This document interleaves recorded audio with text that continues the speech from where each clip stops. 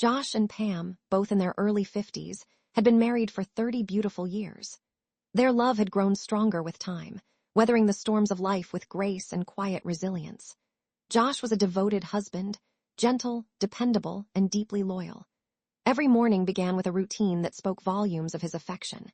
He took Pam for peaceful walks through the nearby park, prepared her favorite breakfast just the way she liked it, and made sure she took her medicines on time. Their days were filled with simple joys, watching old movies curled up on the couch, sharing warm conversations over tea, and even indulging in light-hearted gossip about their quirky neighbors. Theirs was a home built on trust, companionship, and a love that never faded. To anyone who saw them, Josh and Pam were the picture of a happy, contented family. Pam had begun to forget things, while she retained much of her present awareness and daily routines. Large portions of her past remained a blur. Even now, she experienced occasional lapses, once or twice a week, moments when faces or memories would slip from her grasp like mist. Despite this, Josh never wavered in his support. Their only son, Brian, was a commercial pilot and often away from home due to his demanding schedule, leaving Josh to shoulder most of the care. Still, he did so lovingly, never once complaining, only more determined to hold on to every piece of Pam that remained. News of murders had begun to spread, quiet whispers at first, then growing louder with each passing day. In the once peaceful town of Ravenshade, fear took root. Murders were being reported here and there, most of them involving young men known to be addicts or drifters. Still, the randomness of the crimes and the lack of any clear motive left the townspeople uneasy. By dusk, the streets emptied, doors were bolted, and a heavy silence settled over the town. Even the bravest avoided venturing out after dark. The mystery clung to Ravenshade like a shadow. No one knew who would be next. One quiet morning, as the golden light filtered through the curtains, Pam looked up from her teacup and asked with concern, "Josh, has Brian called? Is he okay?" Josh, sitting across from her, gave her a soft smile and gently reached for her hand. "Yes, honey. He called early this morning. You were still asleep, so I didn't want to wake you." She nodded slowly, but a flicker of worry lingered in her eyes, perhaps more from her forgetfulness than from the news. Officer Nathan Hale stood at the window of the precinct, his broad shoulders tense beneath his wrinkled shirt. Outside, a crowd of reporters had gathered behind the barricades, microphones in hand, cameras aimed like weapons. The flashing lights from news vans flickered against the rain-streaked glass. They wanted answers, desperate for a headline, a lead, a name. But Nathan had nothing to give. He rubbed his tired eyes, the dark circles beneath them evidence of too many sleepless nights. The town of Ravenshade had never seen anything like this before, 4 murders in the span of 2 months. All victims were young men in their 20s, known to be troubled, addicted, or alone. There were no fingerprints, no witnesses, and no pattern that made any sense. The killer was like a ghost. A sharp knock broke his train of thought. Detective Sarah Lynn, sharp-eyed and quick-witted, stepped into his office with a file in hand. She was one of the few who still believed they could crack the case. "Nathan," she said, her voice low, "we need to regroup. We're chasing shadows. The team's ready if you are." Nathan nodded. "Yeah, it's time." They moved into the briefing room where a small team had already gathered. Officer Riley, the young forensic analyst with a nervous energy, Sergeant Wallace, old school and skeptical, and Coroner Elise Grant, quiet but observant. A whiteboard stood to one side with photos, maps, and strings connecting places and faces. None of it made sense anymore. Nathan cleared his throat. "We're getting nowhere. The town's scared and the press is circling like vultures. We've hit a wall with our current approach, so we're going to start fresh." Sarah tapped a photo on the board, the most recent victim. "We missed something, all these boys. Maybe there's something in their pasts. Rehab, school, juvenile records, a shared therapist, something." Riley looked up from his laptop. "I cross-referenced the victims' locations before death. They were all seen near the old East End warehouse district days before they were found. Could be a coincidence, or not." Nathan stepped closer to the board, jaw tight. "No more maybes. Start pulling everything again, phone records, security footage, even family interviews. If someone's using that part of town to lure or dump the bodies, I want eyes there." Was a moment of silence before Sergeant Wallace muttered, "Or maybe the killer's one of us, someone who knows how to erase his tracks." The room went still. Nathan didn't respond, but his stare lingered on the board longer than necessary. Outside, thunder rolled over Ravenshade. as if echoing the tension growing inside the station. It was a quiet afternoon at the Hale residence, the soft scent of rosemary and garlic drifting from the kitchen where Josh stood, carefully stirring a pot of soup. Pam sat cross-legged on the living room floor, an old leather-bound album resting on her lap. Her fingers, thin and veined, gently traced the edges of yellowing photographs, echoes of a past she only half remembered. Then came a knock at the door. 3 slow, deliberate raps. Josh wiped his hands on a dish towel and walked toward the entrance, peering through the frosted glass. A tall man in plainclothes stood on the porch, flanked by 2 uniformed officers. His face was serious, eyes alert. Josh opened the door. "Good afternoon, sir," the man said, flashing a badge. "I'm Officer Nathan Carter, Ravenshade PD. These are my colleagues, Officer Lane and Brooke. We're following up on the recent string of murders in the East End." Josh's brow furrowed slightly, but he nodded. "Of course, come in." The officers stepped into the modest home, taking in the cozy living room and the comforting clutter of long married life, framed memories, flowered curtains, the faint hum of an old radio. Nathan didn't waste time. "Mr. Hale, records show you own a warehouse near the old East End. Is that correct?" Josh led them to the dining table, gesturing for them to sit. "Yes, it's mine. Used to run a carpentry business there, but I haven't used it in over a year, not since Pam's condition worsened. Been spending most of my time here, looking after her." Nathan scribbled in his notebook, then looked toward the living room. "May we speak with her as well?" Josh nodded. "Pam's sweetheart," he called gently. "Officers are here. They'd like to meet you." She looked up from the album, her expression calm but slightly confused. She stood and walked over, brushing a strand of silver hair behind her ear.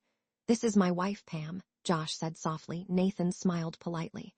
"Mrs. Hale, we're just checking in with residents in the area. Routine questions. Have you noticed anything unusual lately? Strange visitors, noises at night?" Pam blinked. No strangers, just memories that don't always belong to me." She gave a small smile. Josh chuckled gently, his arm slipping around her waist protectively. "She has good days and foggy ones." Nathan nodded, making a note. "We're advising folks to be cautious. The victims so far have been young men, most with a history of addiction, but we can't rule anything out. You 2 live alone, and it's best to stay alert." Pam let out an unexpected laugh, short, almost sharp. "Oh, please," she said. "Why would the murderer be interested in 2 old ghosts like us?" The room fell silent for a beat too long. Officer Lane raised an eyebrow, but Josh quickly stepped in. "Forgive her," he said gently. "She says odd things sometimes, doesn't always mean them." Nathan gave a tight-lipped smile. "Of course." As they rose to leave, Officer Brooks paused by the wall near the hallway. A photograph had caught his attention, a young man in uniform smiling beside a plane. "Your son?" he asked. Josh nodded. "Yes, Brian, he's a pilot. Comes home when he can, but he's mostly flying across the country. It's been a while." The officers exchanged a quick glance, something unspoken passing between them. Nathan turned at the door. "Thank you for your time, Mr. and Mrs. Hale. If anything comes to mind, anything at all, give us a call." Josh watched them go, the door clicking shut behind them. Outside, thunder rolled faintly in the distance. Inside, Pam had returned to the sofa, her fingers idly flipping through the album. She smiled at a picture, one the others hadn't seen. One that was never on the wall. A shadow passed across her face. It had been 3 quiet months in Ravenshade. The fear that once gripped the town had slowly loosened its hold. Families began to let their children play outside again. Businesses stayed open past dusk, and people dared to believe the nightmare was over. Josh and Pam returned to their peaceful routines. Josh spent his mornings tending to the garden and cooking meals, while Pam, on her better days, sat by the window reading or listening to old vinyl records. The murder streak had become a memory they chose not to talk about, until one morning shattered everything. The news broke just after dawn. Josh was slicing strawberries for Pam's cereal when the alert flashed across the television screen. The anchor's voice was urgent, trembling under the weight of the story. "Breaking news. Another body has been found near the old East End district, the same location linked to previous killings. This marks the 5th victim in the string of unsolved murders that once paralyzed Ravenshade." Josh froze, the knife slipping slightly in his grip. Pam looked up from the couch, confusion and worry slowly clouding her eyes. "Josh, did they say another murder?" He nodded slowly, swallowing hard. "Yes, sweetheart. Another one. Detective Sarah Lynn crouched near the victim's side, gloved hands steady as she inspected the scene. The young man, early 20s, lay sprawled near a loading dock behind an abandoned hardware store. His face was pale, eyes still open in terror. No blood, no signs of a struggle, just like before, but this time something was different. "Sir," Officer Riley called out from a few feet away, waving her over. "Found something." Sarah stood and moved to him. Riley held up a small object in an evidence bag, a pale blue plastic inhaler. "Asthma spray," he said. "Still has fingerprints. Looks like it was dropped recently. Victim doesn't appear to be asthmatic, no record, no medical tag." Sarah's eyes narrowed. "This could be it, our first trace of something human. Bag it, log it. I want the lab working on it within the hour." The team gathered around the evidence board, eyes fixed on the new addition. The inhaler, blown up in high resolution next to a list of local pharmacies. Nathan stood at the front, voice taut. "This inhaler albuterol sulfate, prescription only. We've cross-checked every pharmacy in Ravenshade. So far, 27 active users. We're compiling names and addresses." Sergeant Wallace folded his arms. "You think the killer's on that list?" "I don't know," Sarah replied. "But I think he's slipping. Either he was careless or he wants to be found." Riley chimed in, tapping his tablet. "We already pulled the records from Morris Pharmacy, Maple Drugstore, and Riverside Medical. One name showed up at all 3 locations over the last year, Brian Hale." The room went silent. Nathan raised an eyebrow. "Josh and Pam's son, the pilot." Sarah nodded slowly, brow furrowed. "Yes, but we were told he doesn't come home much. The father said he's usually flying." Nathan's voice lowered. "Let's find out if that's true." Back at the Hale residence, that evening Josh opened the door, surprised to see Nathan and Sarah again. "Officers, something wrong." Nathan gave a polite nod. "Just a few follow-up questions, Mr. Hale. May we come in?" Pam stood at the end of the hallway, watching them silently, a photo album pressed to her chest. Sarah looked around the room, eyes briefly settling on the framed portrait of Brian. "Is your son in town, Mr. Hale?" Josh blinked. "Brian, no, he hasn't been back in months. He's flying out of New York now." Nathan glanced at Sarah. "May we check that with the airline?" she asked calmly.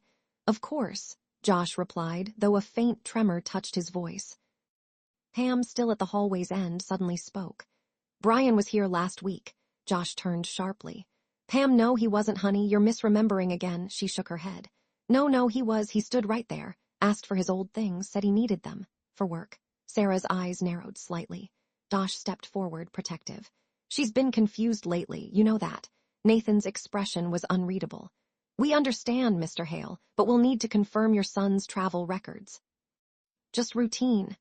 The officers stepped back into the evening air. A quiet unease lingered.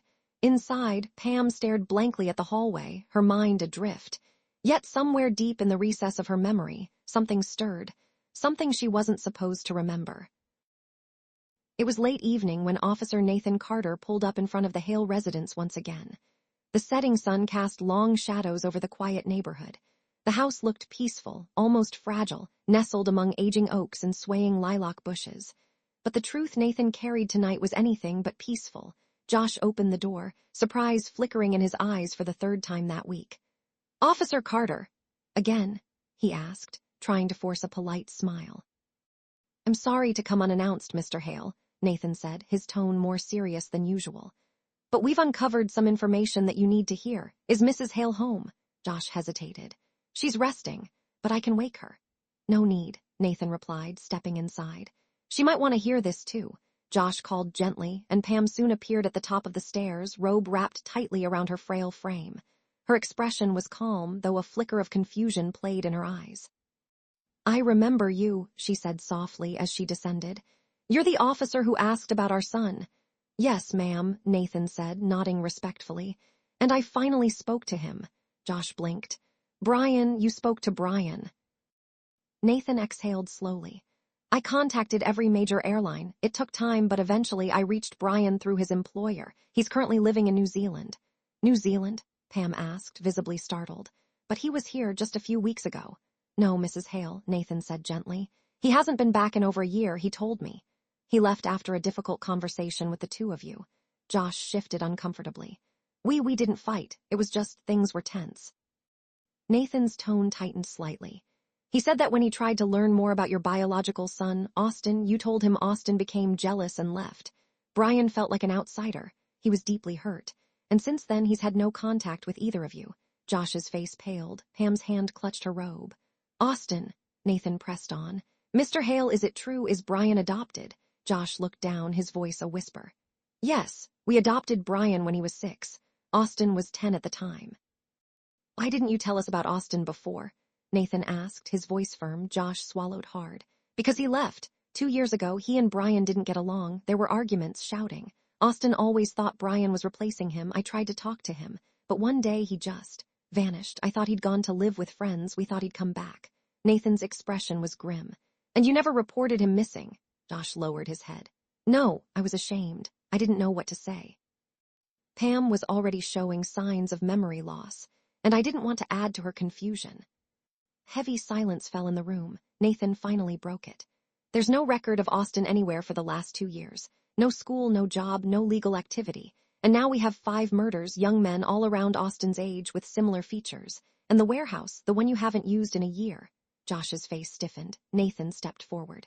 Mr. Hale, I need to ask you again. When was the last time you were at that warehouse? Josh looked at him, something unreadable in his eyes. I don't remember. Pam's voice was barely a whisper. He was there.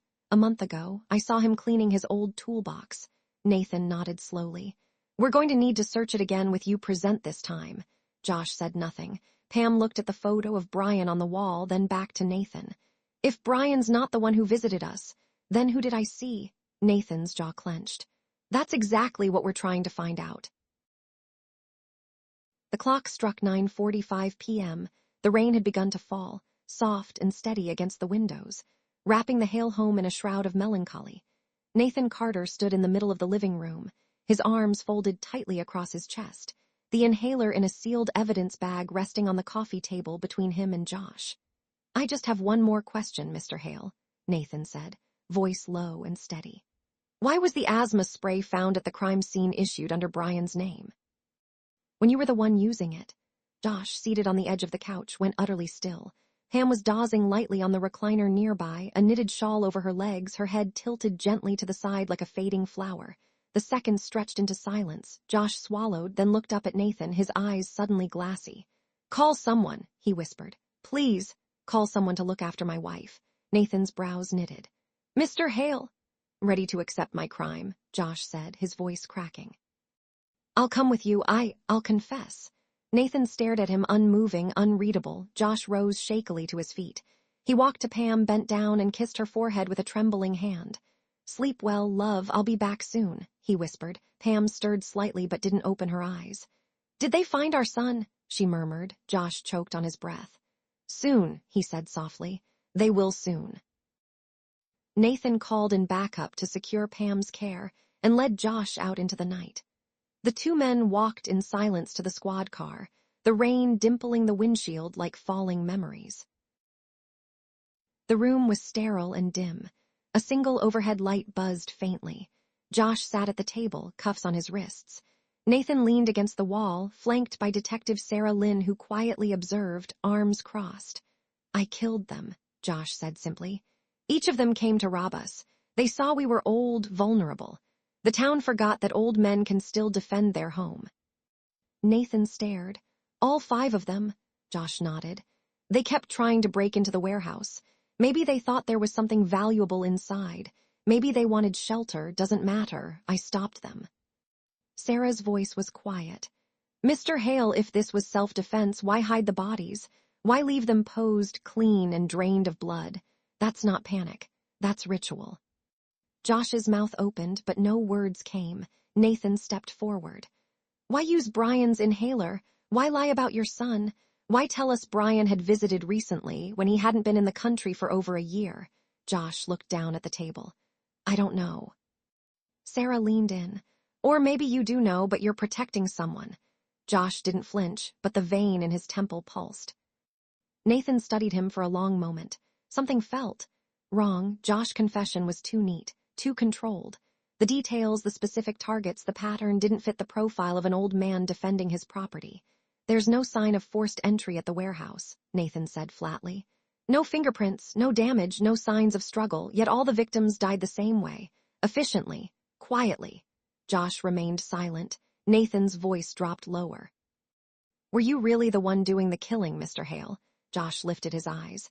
For a second something flickered, grief or fear. I already told you, he said evenly. I did it. Sarah scribbled a note but didn't speak. Nathan slowly leaned closer. Here, what I think. I think someone else was using the warehouse. Someone you know, maybe even someone you love. And when the bodies started piling up, you decided to take the fall. Josh said nothing. His jaw tightened, his hands clenched slightly in the cuffs. Nathan stood up. We'll be going back to the warehouse tomorrow, with forensics. I think we'll find more than just old tools and memories there. He turned and left the room, followed by Sarah. Outside the interrogation room, she whispered, You think there's someone else? Nathan stared through the glass at Josh, who now sat like a man waiting for judgment, not from the law, but from something far deeper. I think there's something he's protecting, Nathan murmured. And I don't think it's himself. Behind them, the rain continued to fall. The sky was a dull gray as the police convoy pulled up outside the old warehouse at the edge of town. Crows circled above the rusting metal roof. The building loomed like a forgotten monument, cold, silent, and indifferent.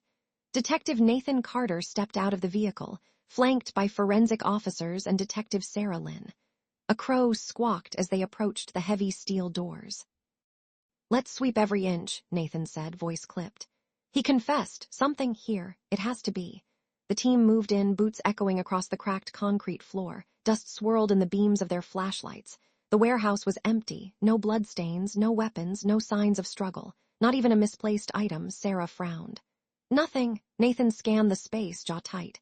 Not even dust disturbed, as if no one's been in here for months. Josh said the victims tried breaking in, Riley added, flipping through his notes. Then where are the signs of it? Sarah muttered. Nathan looked down, deep in thought. Something didn't add up. Josh had described killing 5 men, some with precision, others in defense, but this place bore no evidence of chaos, only silence. Then something hit Nathan like a cold gust of wind. He turned sharply. Has Josh asked for his asthma spray? Riley blinked. No, not once. It's been 2 days in holding. No request. No mention. Nathan's eyes narrowed. He's asthmatic, or so he told us. Why would he? His phone rang sharply, cutting him off. He answered immediately. It was the station hospital wing. Nathan burst through the doors of the hospital, heart pounding. Detective Carter. A nurse called, recognizing him immediately. Dr. Green is waiting in room 314. He rushed down the hallway, each step echoing with dread. Dr. Green, a tall, serious woman with tired eyes, met him outside the room. I'm sorry, she said gently. Mrs. Hale passed away just 20 minutes ago. Nathan froze. What happened? She went into respiratory distress. It came on fast. We tried everything, but... The doctor hesitated. She didn't have her inhaler. We suspect she was asthmatic and had been without medication for at least 2 days. Nathan's throat tightened. She was on daily meds. Why wasn't this in her chart? The doctor's voice softened. Her file listed memory issues and confusion, but no formal diagnosis of asthma. It seems she hid it, or someone else did. Nathan looked through the window into the dim hospital room. Pam lay peacefully on the bed, her hands folded, eyes closed. The softness on her face didn't match the sharp edges of the truth beginning to reveal itself. She thought Brian had the inhaler, Nathan whispered to himself. But it was hers, all along. That evening, Nathan returned to the station. He entered the holding room where Josh sat in silence, staring at the floor. He looked smaller now, shrinking into the weight of something he hadn't spoken aloud. You never asked for your asthma spray, Nathan said quietly. Josh looked up slowly. You're not asthmatic, are you? Nathan added. Josh's eyes glistened with tears. No, he said, voice almost inaudible. Nathan sat across from him. It was hers, Pam's. She used Brian's name on the prescription, didn't she? Josh nodded. She was the one who needed it to breathe, and you let us think it was yours. I couldn't let her be dragged into this, Josh whispered. Not with her mind, the way it was. She didn't remember what she had done, or maybe she did and just chose to forget. Nathan's breath caught. What are you saying? Josh looked him straight in the eyes, and for the first time his voice was calm. I didn't kill those boys, officer. Pam did. Silence fell like a blade. She thought they were threats. Josh continued. Delusions, paranoia. She'd go on these walks, and when she got back she was different. Distant. I found things in the house, clothes, watches I never asked. I burned them. I cleaned the warehouse. I confessed to protect her. She was my wife." Nathan stood slowly, his heart heavy. "She died thinking she was just tired," Josh said quietly. "She didn't remember any of it, but I do, and I'd do it again." A single bulb flickered above, casting tired shadows across the pale walls. Josh sat slumped forward, hands clenched tightly. Officer Nathan Carter sat across from him, a tape recorder rolling between them, silent but heavy in the air. "I need the truth," Nathan said quietly, "not for the court, but for the dead, for Austin, for the victims, for Pam."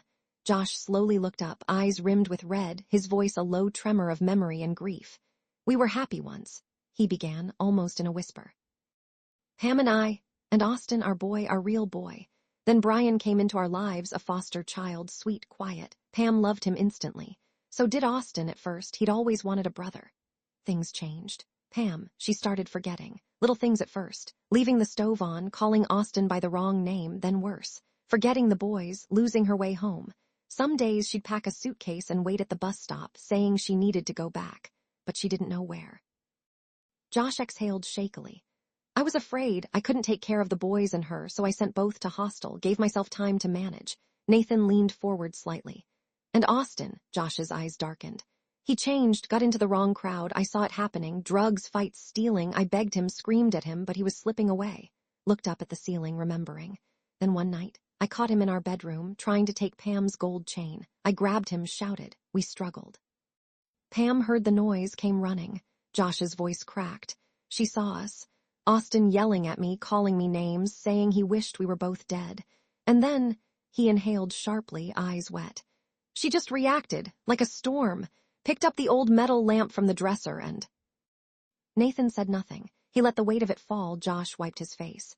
He dropped immediately, didn't even scream. I checked for a pulse. Gone. What did you do? Nathan asked gently. Josh's face went hollow.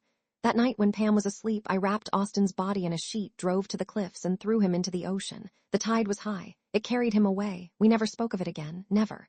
Nathan's jaw was tight. You didn't think to report it? Josh looked at him, anguish all over his face. What would I say? That my wife, who barely remembered the day, had killed our son? That I let her live in that same house, forgetting who she'd lost? Nathan didn't answer. Josh continued. The thing is, I never knew if she remembered what she did. She never mentioned it. But then, it started. The killings, Josh nodded. Always the same kind of boys, addicts, drifters, young men with that same look in their eyes Austin had that night. She did it? Nathan asked quietly. I never saw her do it, Josh admitted, but I knew. The late walks, the strange stains on her clothes, the way she'd smile at me some mornings and say, they won't hurt us anymore. Sometimes her calm felt practiced. Josh's voice became hollow. I cleaned up after her, burned evidence, paid to keep it quiet, took the fall when it got too much. I loved her, officer, even as she forgot me. I loved her. A heavy silence fell. Nathan turned off the recorder. She's gone now, he said softly. Josh just nodded, as if the world had turned to ash. Nathan stood at the edge of the cliff where the ocean met the rocks, a windbreaker tugging against his coat. He held a small envelope in his hand, unmarked, left anonymously in the evidence room. Inside were 3 photographs, all victims, and in the background of each one, blurred and half hidden, was the same face. Pam's. She'd been following them, watching, choosing. Nathan tucked the envelope into his coat and looked out over the crashing waves. In the distance, the sun was beginning to rise. The house was quiet now, empty. Dust gathered where life once lived. In the bedroom, an old photo album lay open on the bed, pages fluttering in the wind coming through the half-open window. One page held a photo of Austin, grinning beside Brian and Pam. And just beside it, written in faded ink, "We are safe now."